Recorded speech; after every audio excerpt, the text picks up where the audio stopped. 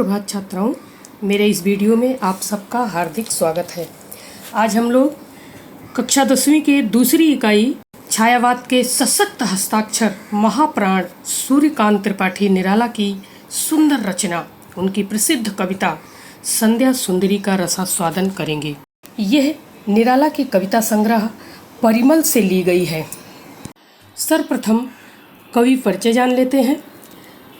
सूर्यकांत त्रिपाठी निराला का जन्म 1896 मेदिनीपुर में हुआ था। सूर्यकांत त्रिपाठी निराला जी एक महान कवि, उपन्यासकार, निबंधकार और कहानीकार थे। आपने कविता में कल्पना का सहारा न लेते हुए यथार्थ का प्रमुखता से चित्रण किया है। अगर आप इनकी भिक्षुक कविता पढ़े हों, वह आता दो टूक कलेजे के करता पछताता पथ पर आता, तो उस चित्रण को देखकर ही लगता है कि यथार्थ की धरती पर इन्होंने लिखा है। आपका व्यक्तित्व अतिशय विद्रोही और क्रांतिकारी तत्वों से निर्मित हुआ। यह विद्रोह आपकी रचनाओं में भी मुखर हुआ है। आप हिंदी में मुक्त छंद के प्रवर्तक भी माने जाते हैं। आप छायावादी काव्यधारा के प्रमुख 4 स्तंभों में से एक हैं। आपकी प्रमुख कृतियां हैं जूही की कली, गीतिका, अनामिका, परिमल, कुकुरमुत्ता, अप्सरा, प्रभावती, निरूपमा, कुल्ली भाट, लिली, सखी, चाबुक, चयन, राम की शक्ति पूजा, सरोज स्मृति। सरोज इनकी पुत्री थीं, जिनकी याद में इन्होंने ये कविता लिखी थी। प्रस्तुत नई कविता में निराला जी ने सायंकाल का बड़ा ही मनोहारी वर्णन किया है। प्रकृति का मानवीकरण अलंकार द्वारा सुंदर चित्रण किया गया है। जिस प्रकार किसी भी कहानी या नाटक में एक नायिका होती है, उसी प्रकार यहाँ पर कवि ने संध्या अर्थात सायंकालीन बेला को सुंदरी कहकर संबोधित किया है। बच्चों, जब प्राकृतिक चीज़ों को मनुष्य की तरह वर्णन किया जाता है तो वहाँ मानवीकरण अलंकार होता है। आइए अब कविता पढ़ते हैं। दिवसावसान का समय मेघ में आसमान से उतर रही, वह संध्या सुंदरी परी सी धीरे धीरे धीरे। तिमिरांचल में चंचलता का कहीं नहीं आभास, मधुर मधुर हैं दोनों उसके अधर, किंतु जरा गंभीर नहीं है उनमें हास विलास। हंसता है तो केवल तारा एक, गुथा हुआ उन घुंघराले काले काले बालों से, हृदय राज्य की रानी का वह करता है अभिषेक। जब दिन समाप्त होता है और रात का प्रारंभ हो रहा होता है, तब वह संध्या अर्थात दिवस का अवसान कहलाता है। तो उसी का वर्णन करते हुए कवि यहाँ कह रहे हैं कि दिवस का अवसान हो रहा है, अर्थात दिन समाप्त हो रहा है, सूर्यास्त हो रहा है। मेघ में आसमान से उतर रही है। तो आसमान कैसा है? मेघमय अर्थात बादलों से ढका हुआ है। और उस आसमान से संध्या सुंदरी परी सी धीरे धीरे धीरे, और उस आसमान से संध्या सुंदरी परी की तरह धीरे धीरे आ रही है। कवि यहाँ क्या कहना चाह रहा है कि धीरे धीरे अंधकार हो रहा है। उपमा अलंकार का सुंदर उदाहरण परी सी, सम से समान आ गया, सी आ गया, तो यहाँ उपमा अलंकार है। अर्थात चारों तरफ निस्तब्धता छा गई है, किसी प्रकार का कहीं पर कोई शोर नहीं हो रहा है। तिमिरांचल में चंचलता का कहीं नहीं आभास होगा। तिमिर, तिमिर का मतलब क्या होता है? अंधकार। तो जो अंधेरा है वह संध्या सुंदरी के आंचल की तरह है। तिमिरांचल, तिमिर रूपी आंचल है उनका।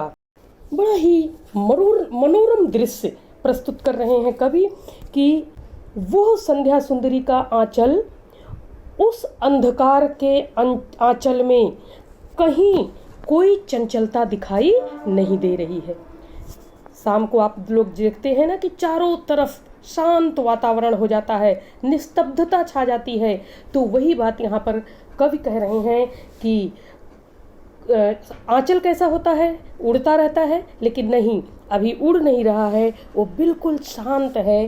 कहीं पर कोई भी आवाज सुनाई नहीं दे रही है।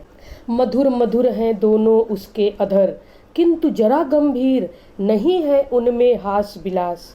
अर्थात अधर का मतलब होठ। तो संध्या सुंदरी के ओठ क्या हैं, कैसे हैं?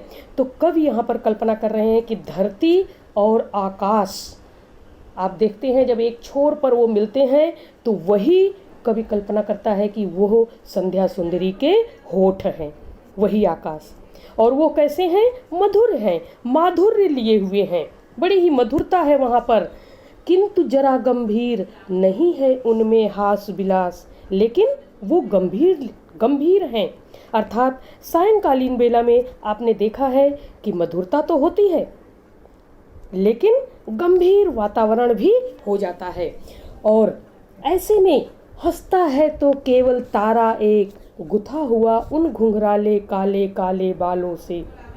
तो कवि कह रहे हैं कि आकाश में एक तारा चमकता हुआ दिखाई दे रहा है। जब सायंकालीन बेला में थोड़ा थोड़ा अंधकार आ जाता है तो आकाश में तारे भी दिखते हैं। तो ऐसे में एक तारा सबसे पहले जो आता है वो शुक्र तारा कहा जाता है कि सबसे पहले दिखाई देता है। तो कवि कह रहे हैं कि एक तारा चमकता हुआ दिखाई दे रहा है।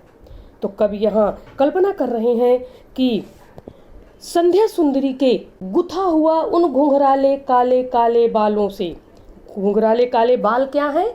तो वो जो मेघ में बादल है, वो बादल काले हैं, तो वो उस संध्या सुंदरी के काले काले बाल हैं। और वो जो शुक्र तारा दिखाई दे रहा है वो संध्या सुंदरी के बालों में गुथा हुआ है, लगा हुआ है, प्रतीत हो रहा है। ऐसा लग रहा है कि काले काले बालों में तारे को गूंथ दिया गया है। आपने देखा है जब नायिकाएं सजती हैं तो वे अपने बालों में छोटे छोटे चमकने वाली चीज़ें कुछ कुछ लगाती हैं। तो यहाँ पर उस चमकने वाले तारे को कवि कल्पना कर रहे हैं कि उनके बालों में गुथा हुआ वो दिखाई दे रहा है। और क्या कर रहा है वो? हृदय राज्य की रानी का वह करता है अभिषेक। तो वह तारा क्या कर रहा है? तो वह हृदय रूपी राज्य की रानी का स्वागत कर रहा है, अभिनंदन कर रहा है। हृदय राज्य की रानी में रूपक अलंकार का चित्रण किया गया है कि वो हृदय रूपी राज्य की जो रानी है उसका वो स्वागत कर रहा है, अभिषेक कर रहा है।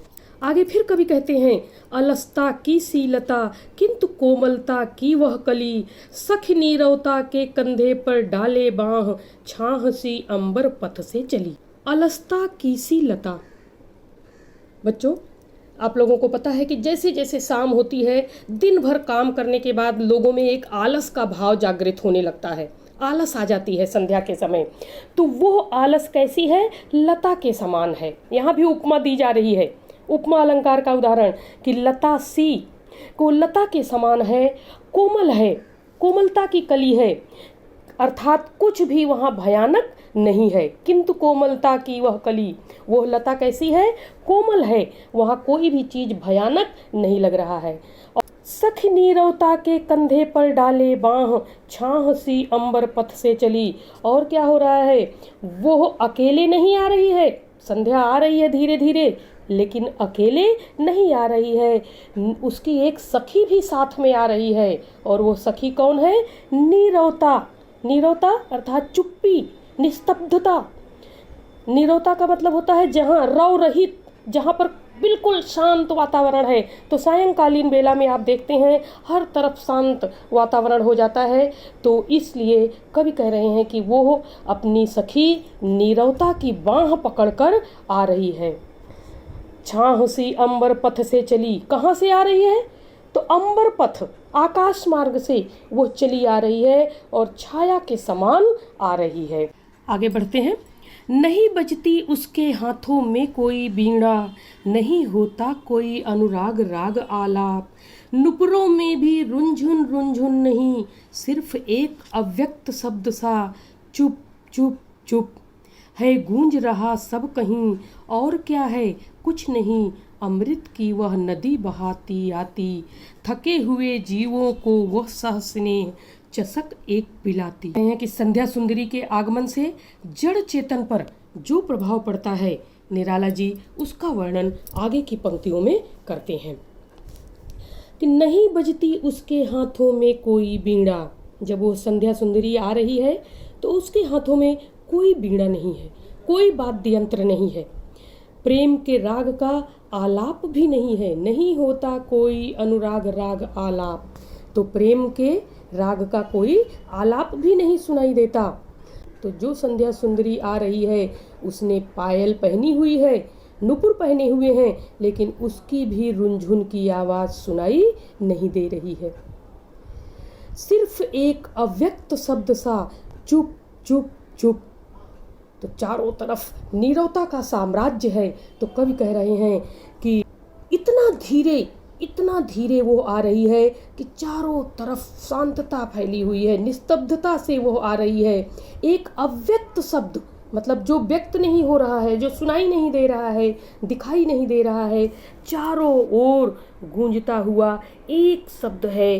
क्या है वो? तो चुप, अर्थात मौन गूंज रहा है गूंज रहा सब कहीं, और क्या है? कुछ नहीं।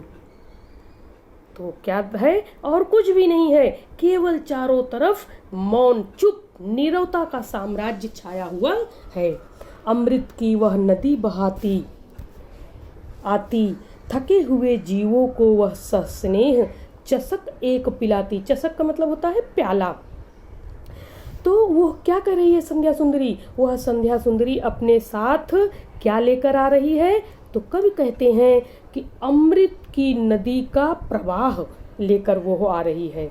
अमृत की नदी का प्रवाह लेकर आ रही है। क्यों? जो थके हुए जीव हैं, थके हुए जीवों को वह सस्नेह चषक एक पिलाती। जो दिन भर श्रम करके थके हुए लोग हैं उन्हें स्नेह पूर्वक वह अमृत का एक प्याला पिलाती है। किसका प्याला पिलाती है? तो अमृत का प्याला पिलाती है, जिससे उनकी थकान पूरी तरह से मिट जाती है। फिर और क्या करती है? सुलाती उन्हें अंक पर अपने, दिखलाती फिर विस्मृत के वह अगणित मीठे सपने। उसने अमृत का तो प्याला पिला दिया और उसके बाद उसने क्या किया? उन्हें अपने अंक में, अंक का मतलब गोद में सुलाती है और उन्हें विस्मृत के अगणित मीठे सपने दिखलाती है।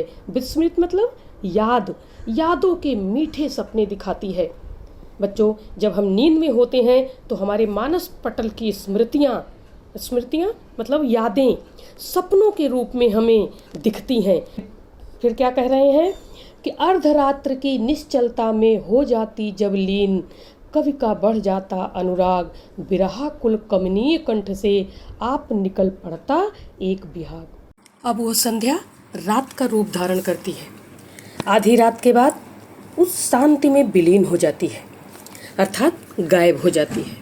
अब प्रभात होने वाला है, उषा काल अभी हुआ नहीं है लेकिन होने वाला है। ऐसे में कवियों के हृदय में भी प्रेम बढ़ जाता है। कवि का बढ़ जाता अनुराग, अनुराग का मतलब प्रेम। तो कवियों के हृदय में प्रेम बढ़ता है और उनके जो विरह व्याकुल हृदय हैं, उनका जो सुंदर कंठ है, उसमें से अपने आप एक बिहाग, एक राग निकल पड़ता है। राग बिहाग एक संगीत का राग है जो गाया जाता है। तो कह रहे हैं कि बिरहा कुल कमनीय कंठ से आप निकल पड़ता तब एक बिहाग। जो विरह मन है उसमें विरह के गीत, और जो कवि मन है उसमें जो कल्पनाएं हैं वो एक राग बिहाग के रूप में निकल पड़ता है। तो इस प्रकार से संध्या सुंदरी को मानवीकरण अलंकार के द्वारा मानवीय रूप देकर कवि निराला जी ने संध्या के समय का सजीव वर्णन इस कविता के द्वारा किया है। अगले वीडियो में पुनः मिलने का वादा करते हुए मैं आपसे विदा लेती हूँ। धन्यवाद।